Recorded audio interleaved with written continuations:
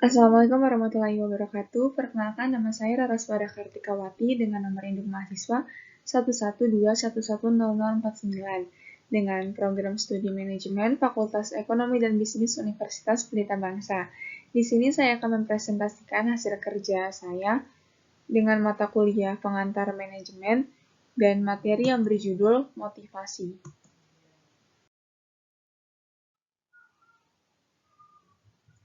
Yang pertama itu ada pengertian motivasi. Pengertian motivasi menurut definisi yaitu tujuan atau pendorong.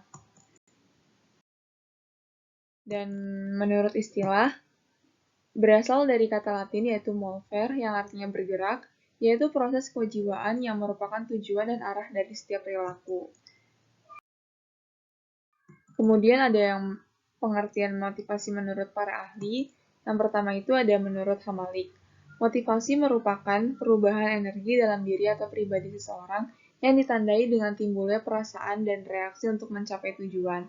Yang kedua itu ada menurut Victor Halperin, motivasi ialah sebuah akibat dari suatu hasil yang ingin diraih atau dicapai oleh seseorang dan sebuah perkiraan bahwa apa yang dilakukannya akan mengarah pada hasil yang diinginkannya. Selanjutnya, kesimpulan dari motivasi itu sendiri adalah motivasi merupakan suatu keadaan atau kondisi yang mendorong, merangsang atau menggerakkan seseorang untuk melakukan sesuatu atau kegiatan yang dilakukannya, sehingga ia dapat mencapai tujuannya. Selanjutnya ada tujuan motivasi. Tujuan motivasi yang pertama itu ada meningkatkan moral dan kepuasan kerja karyawan. Yang kedua itu ada meningkatkan produktivitas kerja karyawan. Yang ketiga ada meningkatkan loyalitas, kreativitas, dan partisipasi karyawan. Dan yang keempat itu ada mempertinggi rasa tanggung jawab karyawan terhadap tugasnya. Yang selanjutnya ada model motivasi. Model motivasi yang pertama itu ada model tradisional. Model tradisional ini digunakan untuk memberikan dorongan kepada karyawan agar melakukan tugas mereka dengan berhasil. Para manajer menggunakan sistem upah intensif. Semakin banyak mereka menghasilkan atau mencapai hasil kerja yang sempurna, semakin besar penghasilan mereka. Yang kedua itu ada model hubungan manusiawi. Model hubungan manusiawi yaitu para manajer dianjurkan untuk bisa memotivasi para karyawan dengan mengakui kebutuhan sosial mereka dan dengan membuat mereka merasa penting dan berguna. Para karyawan diberi lebih banyak waktu kebebasan untuk mengambil keputusan dalam menjalankan pekerjaannya. Selanjutnya yang ketiga itu ada model sumber daya manusia. Model sumber daya manusia yaitu karyawan mempunyai motivasi yang sangat beraneka ragam, kebutuhan untuk berprestasi dan mempunyai arti dalam bekerja. Manajer mengembangkan rasa tanggung jawab bersama dalam mencapai tujuan organisasi dan anggotanya, di mana setiap karyawan menyumbangkan sesuai dengan kepentingan dan kemampuannya masing-masing. Selanjutnya itu ada teori motivasi. Teori motivasi yang pertama itu ada teori Abraham Maslow. Abraham Maslow mengemukakan bahwa pada dasarnya manusia memiliki kebutuhan pokok. Ia menunjukkan ada 5 tingkatan kebutuhan berbentuk piramid yang dikenal dengan sebutan hierarki kebutuhan Maslow. Hierarki kebutuhan Maslow. Yang pertama itu adalah kebutuhan fisiologi, yaitu berupa rasa lapar, rasa haus, dan sebagainya. Selanjutnya ada kebutuhan akan penghargaan, yaitu berprestasi, berkompetensi, dan mendapatkan dukungan serta pengakuan. Selanjutnya ada kebutuhan aktualisasi diri, yaitu berupa kebutuhan kognitif dan kebutuhan estetik. Selanjutnya ada kebutuhan rasa aman, yaitu rasa aman dan terlindungi jauh dari bahaya.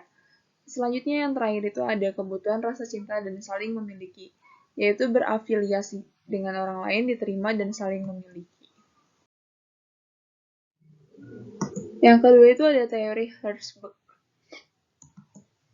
Menurut Herzberg, ada 2 faktor yang mendorong seseorang untuk berusaha mencapai kepuasan dan menjauhkan diri dari ketidakpuasan.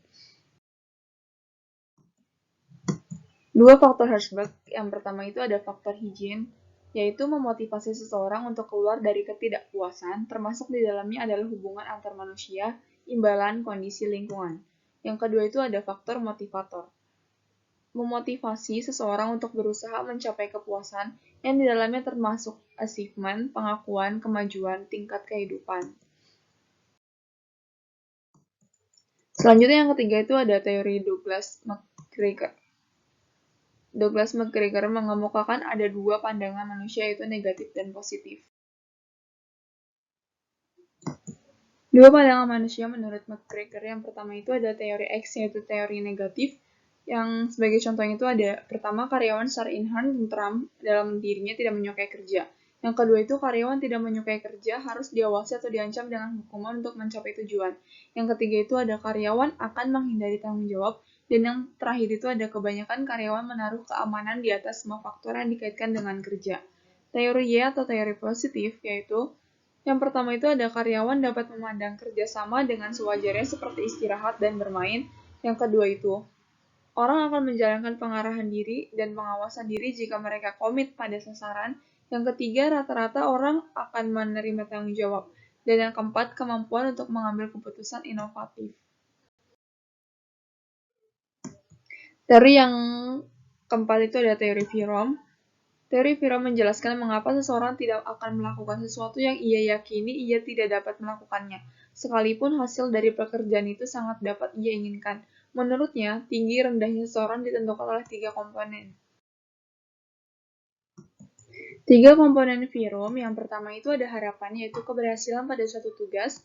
Yang kedua itu ada instrumentalis, yaitu keberhasilan tugas untuk mendapatkan outcome tertentu. Dan yang terakhir itu ada valensi, yaitu respon terhadap outcome seperti perasaan positif, netral, atau negatif. Teori motivasi yang terakhir itu ada teori achievement McClelland. Teori McClelland mengemukakan bahwa ada tiga hal penting yang menjadi kebutuhan manusia. Tiga hal penting menurut McClelland. Yang pertama itu ada need for achievement, yaitu kebutuhan akan prestasi. Yang kedua itu ada need for affiliation, yaitu kebutuhan akan hubungan sosial. Dan yang terakhir itu ada need for power, yaitu dorongan untuk mengatur. Oke. Sekian presentasi dari saya. Kurang lebihnya mohon dimaafkan. Terima kasih dan wassalamualaikum warahmatullahi wabarakatuh.